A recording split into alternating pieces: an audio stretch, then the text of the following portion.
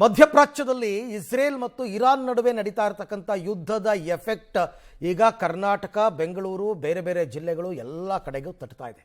ಕಾರಣ ಏನು ಅಂತಂದರೆ ಗ್ಯಾಸ್ ಅಂದರೆ ಸಿಲಿಂಡರ್ಗಳ ಪೂರೈಕೆಯಲ್ಲಿ ವ್ಯತ್ಯಯವಾಗಿ ಜನ ಕಂಗಾಲಾಗ್ಬಿಟ್ಟಿದ್ದಾರೆ. ಗೃಹ ಬಳಕೆಗೂ ಸಿಗ್ತಾ ಇಲ್ಲ, ವಾಣಿಜ್ಯ ಬಳಕೆಗೂ ಸಿಗ್ತಾ ಇಲ್ಲ. ಹೀಗೆ ಆದರೆ ಮುಂದೇನು ಅನ್ನುವಂತಹ ಪರಿಸ್ಥಿತಿ.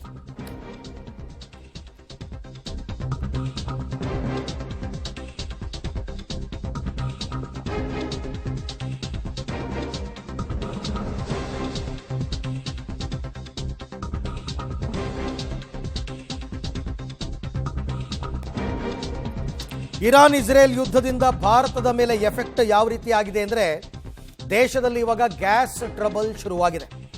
ದೇಶಾದ್ಯಂತ, ಇದು ಕರ್ನಾಟಕ ಮಾತ್ರ ಅಲ್ಲ, ದೇಶಾದ್ಯಂತ ಅಡುಗೆ ಅನಿಲಕ್ಕಾಗಿ ಪರದಾಡುವಂತಹ ಪರಿಸ್ಥಿತಿ ನಿರ್ಮಾಣ ಆಗಿದೆ.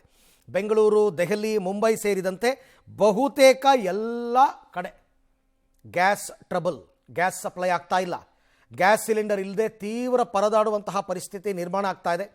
ಒಂದು ವೇಳೆ ಇವತ್ತು ಸಂಜೆಯ ಒಳಗೆ ಪೂರೈಕೆ ಆಗದೇ ಇದ್ದರೆ ನಾಳೆ ಇದರ ಪರಿಣಾಮ ಇನ್ನಷ್ಟು ತೀವ್ರವಾಗಿರುತ್ತೆ.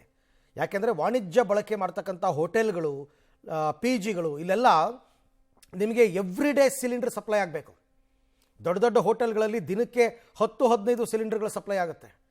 ಅಲ್ಲಿ ಸಿಲಿಂಡರ್ಗಳು ಬರಲಿಲ್ಲ ಅಂತಂದರೆ ಮುಂದೇನು? ಪರ್ಯಾಯ ವ್ಯವಸ್ಥೆ ಏನು?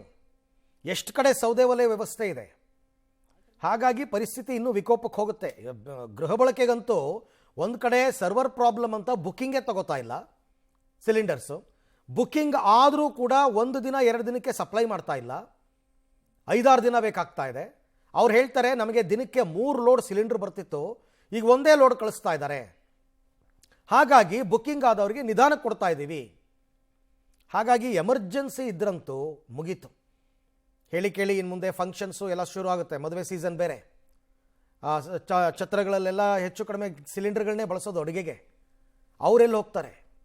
ಇದೆಲ್ಲವೂ ಪ್ರಶ್ನೆ. ಯಾಕೆಂದರೆ ಇದೊಂಥರ ತೀರಾ ಅಗತ್ಯ ಇರತಕ್ಕಂಥ ವಸ್ತು ಸಿಲಿಂಡರ್. ದೇಶದ ಪ್ರತಿಯೊಬ್ಬರೂ ಕೂಡ ಪ್ರತ್ಯಕ್ಷವಾಗಿ ಪರೋಕ್ಷವಾಗಿ ಸಿಲಿಂಡರ್ ಮೇಲೆ ಡಿಪೆಂಡ್ ಆಗೇ ಇದ್ದಾರೆ. ಈ ಬಗ್ಗೆ ಮತ್ತಷ್ಟು ಮಾಹಿತಿ ನನ್ನ ಕೊಲೀಗ್ ಶಬೀರ್ ಅವರಿಂದ ಪಡ್ಕೊಳ್ಳೋಣ. ಶಬೀರ್, ಈಗ ನನ್ನ ಪ್ರಕಾರ ಕೇಂದ್ರ ಸರ್ಕಾರಕ್ಕೆ ಗೊತ್ತಿದೆ ಏನಾಗ್ತಾ ಇದೆ, ಯಾಕೆ ಈ ರೀತಿ ಸಿಲಿಂಡರ್ ಸಮಸ್ಯೆ ಆಗ್ತಾ ಇದೆ ಅಂತ.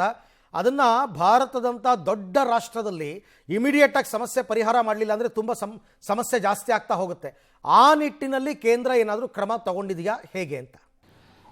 ಅರವಿಂದ್, ನೋಡಿ, ಈಗಾಗಲೇ ಕೇಂದ್ರ ಸರ್ಕಾರ ಆಲ್ಟರ್ನೇಟಿವ್ ವ್ಯವಸ್ಥೆಗಳು ಏನು ಅನ್ನೋದಕ್ಕೆ ಸಂಬಂಧಪಟ್ಟಂತೆ ಈಗಾಗಲೇ ಚರ್ಚೆಗಳನ್ನು ಕೂಡ ಶುರು ಮಾಡಿರುವಂಥದ್ದು. ಕಳೆದ 2-3 ದಿನಗಳ ಹಿಂದೆಯೇ ಈ ಪ್ರಯತ್ನಗಳು ಕೂಡ ಶುರುವಾಗಿದೆ. ಇವತ್ತು LPG ಮತ್ತು ಬೇರೆ ಬೇರೆ ಗ್ಯಾಸ್ಗಳಿಗೆ ಸಂಬಂಧಪಟ್ಟಂತೆ ಒಂದಷ್ಟು ಕೊರತೆಗಳು ಸೃಷ್ಟಿಯಾಗಿರುವಂಥದ್ದು, ಅಭಾವಗಳು ಕೂಡ ಕಂಡು ಬರ್ತಾ ಇರುವಂಥದ್ದು. ಕೇವಲ ಕರ್ನಾಟಕ ಮಾತ್ರ ಅಲ್ಲ, ತಮಿಳುನಾಡು ಆಗಿರ್ಬೋದು, ಆಂಧ್ರ ಪ್ರದೇಶ, ಕೇರಳ, ಹೀಗೆ ಬೇರೆ ಬೇರೆ ಉತ್ತರ ಪ್ರದೇಶ, ಬೇರೆ ಬೇರೆ ರಾಜ್ಯಗಳಲ್ಲೂ ಕೂಡ ಇಂಥದ್ದೇ ಸಮಸ್ಯೆಗಳು ಕೂಡ ವರದಿ ಆಗ್ತಾ ಇದ್ದಾವೆ. ಹೀಗಾಗಿ ಕೇಂದ್ರ ಪೆಟ್ರೋಲಿಯಂ ಸಚಿವ ಹರ್ದೀಪ್ ಸಿಂಗ್ ಪುರಿ ಅವರ ಜೊತೆಗೂ ಕೂಡ ಪ್ರಧಾನಿ ನರೇಂದ್ರ ಮೋದಿ ಅವರು ಮಾತುಕತೆಯನ್ನು ನಡೆಸಿರುವಂಥದ್ದು.